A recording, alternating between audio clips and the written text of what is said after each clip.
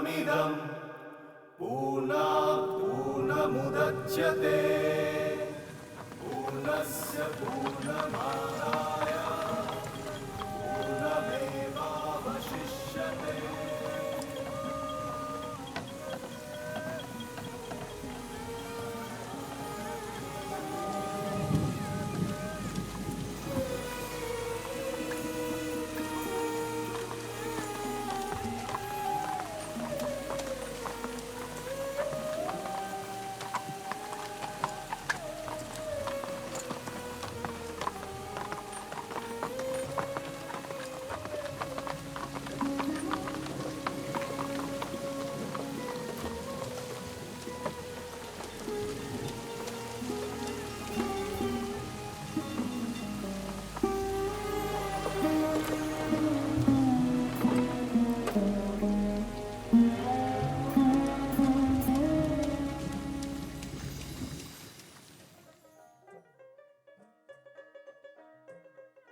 क्या बिल्कुल ऐसे ही दिखती है? तो तुमने निश्चय कर लिया है कि मेरे ब्याह में नहीं आओगे? मैं नहीं भी आया तो क्या हुआ? इस मिलन से मेरे जीवन को कितनी सार्थकता मिल रही है। अगर तुम इसका अनुभव कर पाते तो इस विवाह का विरोध कभी नहीं करते।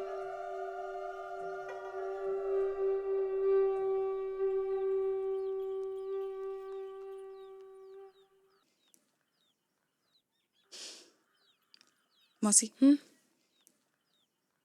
तुम मुझे ले जाने आई हो इसलिए तुम्हें सबके सामने ऐसे ही नहीं लौटा सकती। अभी मैं तुम्हारे साथ चल रही हूँ, लेकिन दोपहर होने से पहले मैं यहाँ वापस लौट आऊंगी। ये कैसी बात हुई? तो फिर तुम ये क्यों नहीं कहती कि तुम हमेशा यहीं रहोगी? हमेशा तो नहीं रह सकती ना मौसी, लेकिन जितने दिन माँ के पास रह सकती हूँ उन्हें नहीं छोड़ूंगी। मैं भी आती हूँ। माँ, मैं जरा घर आऊँ? हाँ बेटी, हो। आज दोपहर तक ही वापस आ जाऊंगी। ठीक है, आती हूँ।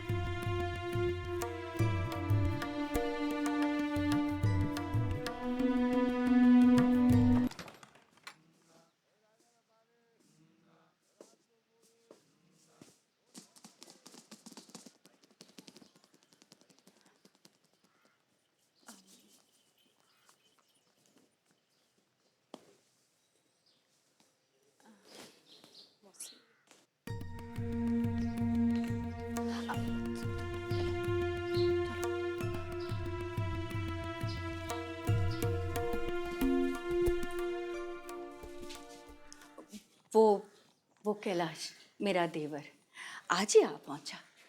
और देखो, इस अवस्था में उसे बिना मिले चले जाना अभद्रता होगी। नहीं मौसी, मुझे जाना ही हो। अरे चले जाना, जल्दी क्या है, कल चले जाना। नहीं मौसी, मैं अभी यहाँ से स्नान करके बाबा के घर जा रही हूँ खाने पे, फिर वहीं से लोलिता के घर चली जाऊंगी। लेकिन वो तो तुम्हें देखने आया है। मुझे देखकर क्या होगा? सुनो इसकी बात। आज के जमाने में बिना देखे ये सब काम हो सकता है? उस जमाने में तो हो भी जाते थे। अरे तुम्हारे मौसा ने मुझे शुभ दृष्टि से पहले कभी देखा भी नहीं था। लेकिन आजकल तो जमाना बदल गया है। चल, कोई झंझट वंझट नहीं है, तू बस 5 मिनट के लिए उसे मिल ले, ठीक है? नहीं मौसी। खैर, मिलना नहीं है तो ना सही, देखने की कोई ज़रूरत नहीं है। यूँ तो कैलाश आजकल का लड़का है, पढ़ा लिखा है, और तुम लोगों की तरह वो भी ये सब नहीं मानता। वो तो कह रहा था कि पात्री को अपनी आंखों से देखना है, और तू तो सबके सामने आती जाती रहती है, इसलिए मैंने भी कह डाला कि कोई बात नहीं, इधर आ जाओ, देख लो। खैर, तुझे शर्म आती है तो ना सही। तो ये गौर मोहन बाबू के बारे में है क्या? गौर मोहन बाबू अपने को हिंदू कहकर जितनी भी बढ़ाई करे, समाज में उनका क्या स्थान है, कौन पूछता है उसे? मौसी, तुम ये क्या कह रही हो? तुम्हें पता है ना कि तुम जो कह रही हो उसका कोई आधार ही नहीं है। इस उम्र में मुझे बातों में भुलाना किसी के लिए संभव नहीं है। मैं आंख कान खोल के रखती हूँ। मैं सब कुछ देखती हूँ, सुनती हूँ और समझती भी हूँ। मेरा पक्का विश्वास है कि गौरमोहन अपनी माँ से सलाह करके तुमसे विवाह करने की सोच रहा है, और इस विवाह का उद्देश्य भी कोई शुद्ध नहीं है। अगर मैं राय परिवार के सहयोग से तुम्हारी रक्षा नहीं कर पाई तो वही होने वाला है। मौसी, ये तुम कैसी बातें कर रही हो? तुम्हें पता है ना कि तुम जिनके बारे में बात कर रही हो उन पर मेरी श्रद्धा है। अगर तुम मेरा और उनका संबंध नहीं समझ सकती ना मौसी, तो मेरे पास और कोई चारा नहीं बच जाता सिवाय इसके कि मैं ये घर छोड़कर चली जाऊं। और जब तुम्हारा गुस्सा ठंडा होगा ना मौसी, मैं तभी इस घर में वापस आ सकती हूँ। अगर तेरा मन गौरमोहन की तरफ नहीं है और उससे शादी नहीं होगी तो फिर इस पात्र ने तेरा क्या बिगाड़ा है? पूरी उम्र तू कुंवारी तो नहीं रहेगी? क्यों नहीं रह सकती मौसी? मैं शादी ही नहीं करूंगी। क्या पूरी उम्र तक तू यही ऐसी ही रहेगी? हाँ? मरते दम तक ऐसे ही रहूंगी।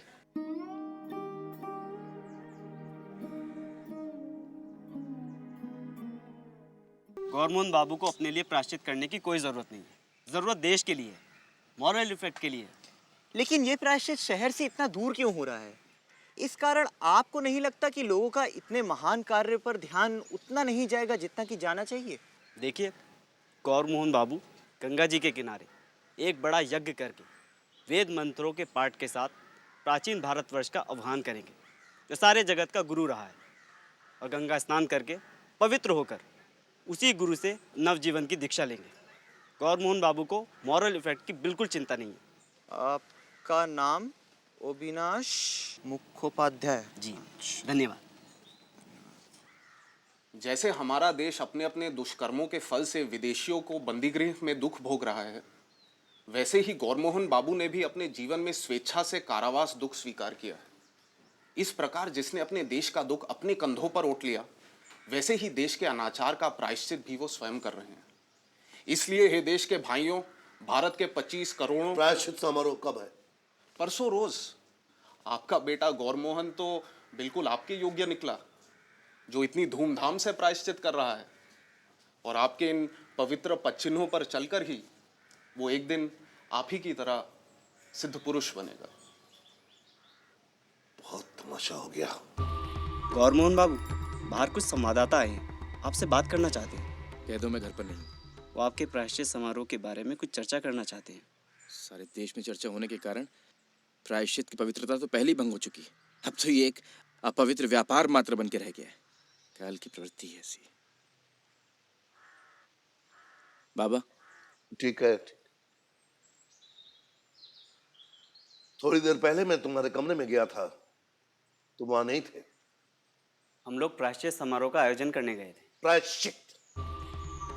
मैंने सुना है कि तुमने पंडितों को प्रायश्चित के लिए बुलवाया है। जी। गोरा, मेरे रहते ऐसा कभी नहीं हो सकता। क्यों? क्यों क्या?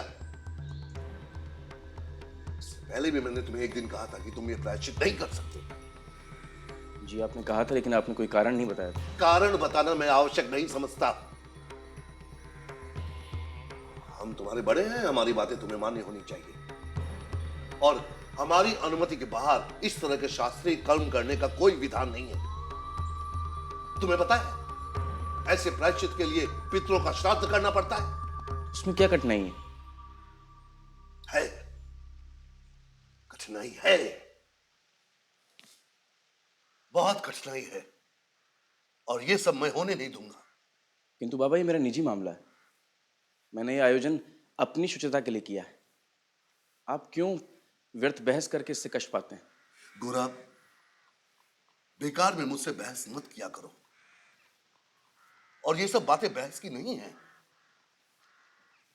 बहुत सारी ऐसी बातें हैं जो तुम्हारी समझ में नहीं आ सकती। एक बार फिर मैं तुमसे कहता हूं, तुम जो ये समझते हो कि तुमने हिंदू धर्म में प्रवेश पा लिया है, ये तुम्हारी भूल है। ये तुम्हारे बस का नहीं है। तुम्हारे रक्त की हर एक बूंद सिर से लेकर पैर तक इसके प्रतिकूल है, और हिंदू एकाएक नहीं बना जा सकता। इसके लिए जन्म जन्मांतर का पुण्य चाहिए। जन्म जन्मांतर मैं नहीं जानता बाबा, किंतु आपके वंश के रक्त से जो अधिकार मुझे प्राप्त हुआ है, क्या मैं उसका भी दावा नहीं कर सकता? फिर बहस।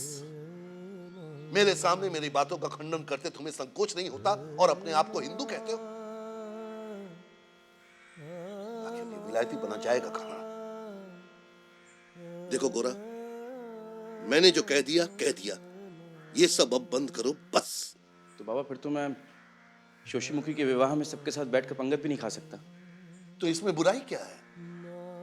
तुम्हारे लिए अलग से आसन लगा दिया जाएगा। तो मुझे समाज से कट के रहना होगा। ये तो और भी अच्छा है। अब मुझे ही देखो, मैं किसी के साथ भोजन नहीं करता, न्योता मिलने पर भी। इस समाज के साथ मेरा क्या संबंध है? गोरा, तुम जिस तरह का सात्विक जीवन बिताना चाहते हो, उसके लिए यही रास्ता उपयुक्त है बेटा, और इसी में तुम्हारा कल्याण है। ठीक है बाबा, मैं विचार करता हूं। अब कोई विचार नहीं, कोई सोच विचार नहीं, बस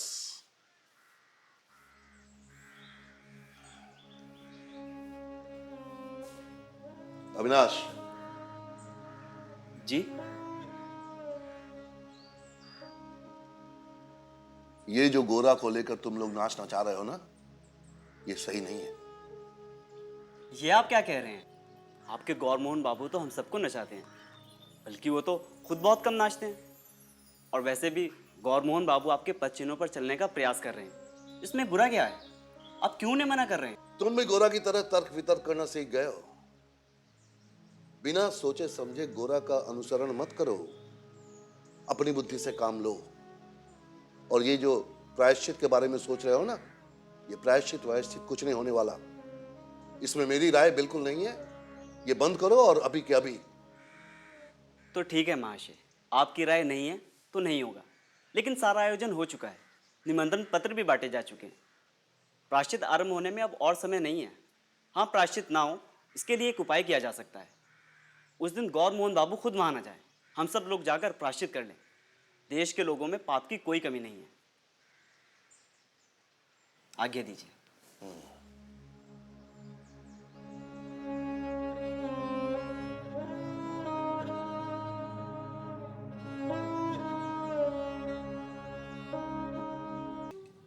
मैं बागीचे वाले मकान पे जा रहा हूँ। माँ को कहना कल सुबह प्रायश्चित करके लौटूंगा। जी अच्छा।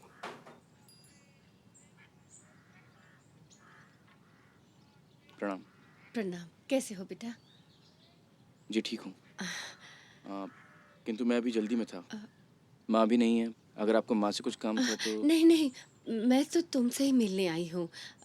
तुम्हारा ज़्यादा समय नहीं लूँगी मैं, लेकिन थोड़ी देर के लिए तुम्हें बैठना ही होगा। तुमसे कुछ बात करनी है।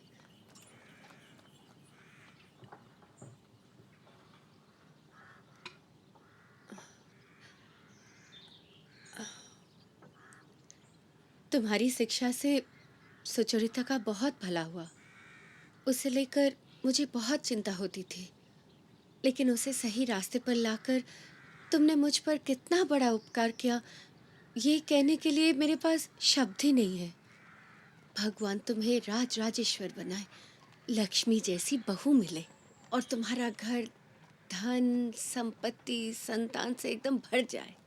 सुचरिता सियानी होगी है, उसकी शादी में देर करना बिल्कुल ठीक नहीं होगी। हिंदू घर में होती तो अब तक गोद भर गई होती। तुम मेरे इस बात से तो सहमत होगे कि उसकी शादी में इतनी देर करना ठीक नहीं हुआ। मैं सुचरिता की शादी को लेकर बहुत परेशान थी। फिर अंत में मैंने बहुत खुशामद करके मेरे अपने देवर कैलाश को राजी करके कलकत्ता बुलाया। अब बात पक्की हो गई है और बरपक्ष एक पैसा भी नहीं लेगा और उसके पिछले इतिहास को लेकर कोई आपत्ति भी नहीं होगी। अब तक तो मैं कुशलता से सब कुछ संभाल पाई हूँ, पर इस मौके पर आकर सुचरिता अड़ गई है। अब पता नहीं उसके मन में क्या है। किसी ने उसे कुछ सिखा दिया है या उसका मन किसी और की तरफ है, भगवान ही जाने। बेटा, एक बात मैं तुम्हें साफ बता दूं, वो लड़की तुम्हारे योग्य नहीं है। गांव देहात में अगर उसकी शादी हो तो किसी को कुछ नहीं पता चलेगा। लेकिन तुम तो शहर में रहते हो, अगर तुम उसे शादी करोगे तो किसी को मुंह दिखाने लायक नहीं रहोगे। आप ये सब क्या कह रही हैं? आपसे किसने कहा कि उनसे शादी करने के लिए मैंने उन्हें कुछ समझाया बुझाया? मैं क्या जानूं बाबा, अखबार में निकल गया है। यही सुनकर तो लाज से मरी जा रही हूँ मैं। सब झूठी बात है। मैं भी तो यही मानती हूँ बेटा। मेरा एक ही अनुरोध है, तुम एक बार राधा रानी के पास चलो। तुम बस उसे एक बार समझा कर कहना। बताइए उन्हें क्या समझाना होगा? यही कि हिंदू आदर्श के अनुसार सुचरिता जैसी एक सियाणी लड़की को फौरन शादी कर लेनी चाहिए। और हिंदू समाज में कैलाश जैसा सुपात्र पाना सुचरिता के लिए सौभाग्य की बात है। नहीं, ये कभी नहीं हो सकता। क्या राधा रानी हमेशा कुंवारी रह जाएगी? हाँ, ऐसा कभी होता है भला? आप थोड़ी देर रुकिए, मैं अभी आता हूँ।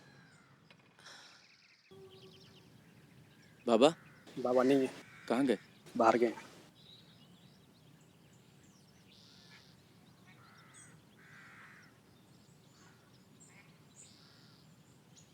चलो आज अंतिम बार भेंट कराऊं।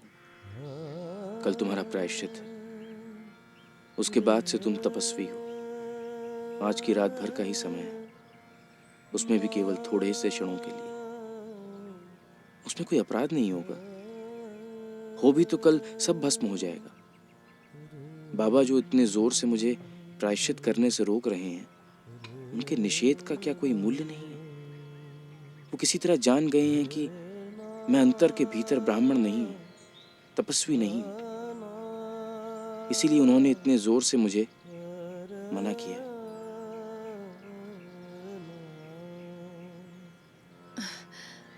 बेटा, तुम मेरे साथ एक बार चलो। तुम्हारे जाने से सब कुछ ठीक हो जाएगा। जी, मैं कैसे जा सकता हूँ? मेरा उनसे क्या संबंध है? कुछ भी तो नहीं। वो तुम्हें अपनी देवता मानती है, तुम्हें अपना गुरु मानती है। देखिए, मुझे जाने की कोई आवश्यकता नहीं दिखती, और मेरा उनसे मिलना संभव भी नहीं हो पाएगा। ये बात तो सही है, इतनी बड़ी लड़की से मिलना जुलना तो ठीक नहीं है। लेकिन बेटा, आज मेरा ये काम किए बिना तुम्हें छुटकारा नहीं मिलेगा। अब अगली बार अगर कभी तुम्हें बुलाऊं तो तब कहना। अब नहीं, किसी तरह नहीं। वो सब समाप्त हो चुका है। ठीक है, अगर तुम बिल्कुल नहीं जा सकते हो तो एक चिट्ठी लिख दो। जी नहीं, ये नहीं हो सकेगा। ठीक है, तो कम से कम 2 शब्द लिख दो। तुम तो सब शास्त्र जानते हो, मैं तो तुमसे विधान लेने आई हूँ। देखिए, इन सब बातों में मुझे मत फंसाइए। मैं कोई विधान देने वाला पंडित नहीं हूँ। तो अपनी मन की भीतरी इच्छा कहो ना। पहले तो तुमने फंदा डाला, अब जब खोलने की बारी आई तो कह रहे हो मुझे ना फंसाना। इसका क्या मतलब हुआ? ये क्यों नहीं कहते हो कि तुम नहीं चाहते कि उसका मन साफ हो?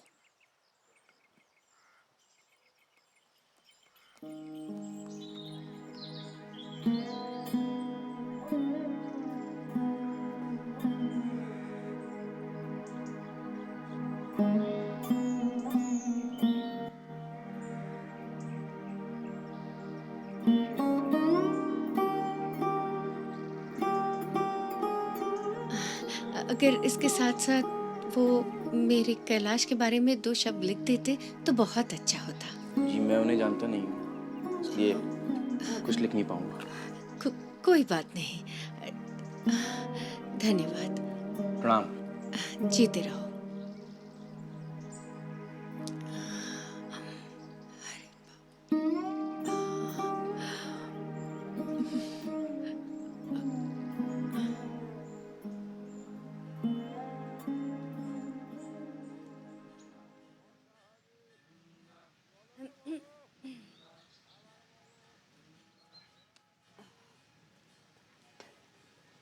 कल शाम मैं तुम्हारे गुरु के यहाँ गई थी।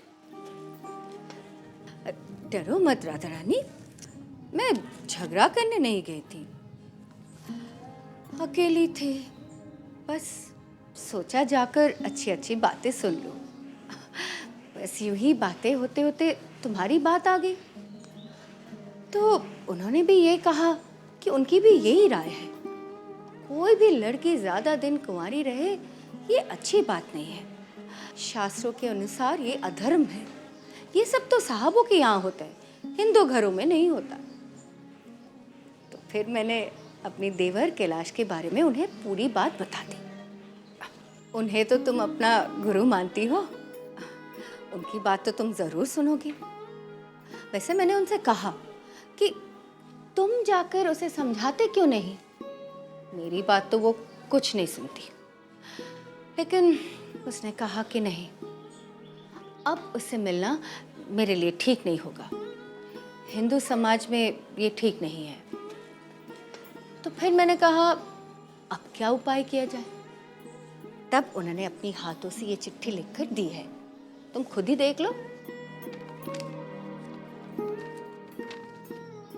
विवाह ही नारी जीवन की साधना का पथ है।